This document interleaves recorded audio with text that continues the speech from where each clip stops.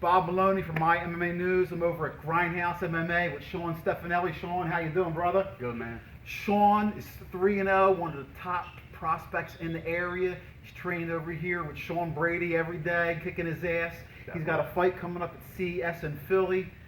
Shawn, still have some time for the fight, but before we talk about that, since it's the first time we got to talk, hopefully the first of many, give me a little bit about your background. Do you have a wrestling background? How did you get involved in mixed martial arts to start with? Well, I started wrestling in 7th grade. So 7th grade through 12th grade, I just wrestled the whole time. Through the summer and all that. So that's all I had, though, coming into this. And then never went to college, took 6 years on the couch, and I just started training again and decided to fight. What made you get off the couch and say, you know what, I want to go try My buddy actually texted me. We were watching The Ultimate Fighter, just talking shit to each other, and he's like, dude, you should do that. And bang, here we are. Well, listen, since you wrestled, you know, cardio, weight cutting, I think that was the biggest help going into all my fights, is I knew it was going to be 2-minute rounds, and that's all wrestling is. I know what cardio it takes to do that, and it's the same mindset, too. You're still competing, you're trying to beat that dude up, so that helped me the most. So now that you have 3 fights behind you, you know what I mean? It isn't, you know, it's not your first rodeo, so you've been in there 3 times. What part of your game do you think you still need to work on the most? Because obviously you have to wrestle. Fucking all of it. No, fuck wrestling. I could name 100 other wrestlers than me. All of it. You just got to keep getting better every fight, and then you fight better people, I guess. Who are you? Who basically trains you in your submissions and your jiu-jitsu? Where do you go for that training? You get that here? Everything right here. Everything right here? James Booth, Sean Brady, Matt Netterville. Yeah. James Booth. Yeah. He can choke a few people out. James Booth. Yeah, he's got me a couple of times. Awesome. And Sean, is Sean working you with your striking? Oh yeah. Sean, listen, he's helping me with everything. Yeah. Sorry we missed you, Sean. We came to see you.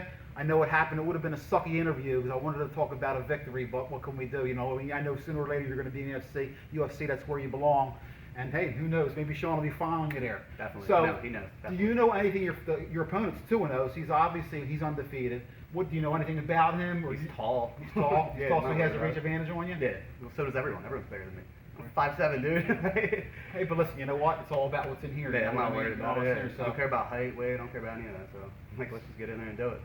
Now, is there any fighters out there that you like or who do you like admire, or who do you watch? Who's a must-see for you? I like more of the old guys, like the Diaz's, BJ Penn, TJ Dillashaw. I think he's one of the best fighters in the world, top 2. Okay. That's like the only new guy I'm really into. Well, he's fighting this coming week, right? I can't wait. Yeah. He was actually the one coaching when my buddy texted me like, you should do this. So that's big for me. So obviously you think he's going to kick Cody's ass again then, right? I don't know. That can go either way, dude. I don't fucking know. Yeah. That should be interesting. Yeah, definitely. All right, so listen. You're going into the cage. First of all, you have your song picked out. You're walking out to? Not yet, but not we yet. do You're still something working like 50 on it. Cent. Yeah, I know that's 50 Cent. That's dude. important. You know what I mean? It's big. You know what I mean? So you're walking out to the cage. What are you thinking? Are you closing your eyes, thinking about how the fight's going to go? Are you thinking what the coach has told you? What is your mindset when you're heading out there? Nah, just do what I used to do when I was wrestling. They used to just wake me up and be like, all right, you're up. And I'd be like, okay, cool. And I'd just hop in there. Just go do it. That's all it is. And I'm thinking, fuck this dude. Because he's trying to beat me up, so fuck him. I got to beat him. That's all it is. Beat him faster than he beats me, and then get out of the cage. Well, listen, all I want to do. Since you're working with guys that are obviously have a ton of experience, so exactly. So you know. Everything they fucking yell, I do it right away. Well, listen, I don't think about it. It's their job to kick the crap out of you in here, yeah. so that when you go in there and you can really punch somebody in the face for real, yeah, it's fun. Exactly, yeah. You know what I mean? So that's the fun part. In here, it's supposed to suck. It's supposed to, it does. See, you hear that, Jerry? He said it sucks in here. I sweated through 3 shirts tonight. Well, that's a good thing. That's a good thing. And you said, so, like you said, you're right on weight. Your goal for when you do go pro, you said you're weighing around 160 right now. Are you 165 this year? Are you going to go to 55, or you eventually think you go to 45? I wanted to go to 45 before that PA rule about weight cutting, where you can't lose more than 5% of your body weight or anything. So they dicked me. They're like, you can't go below 160 anymore. And I was about to cut to 145. Well, in Pennsylvania you can't, but you could always take it to fight someplace else eventually if you decided to do that. Oh yeah.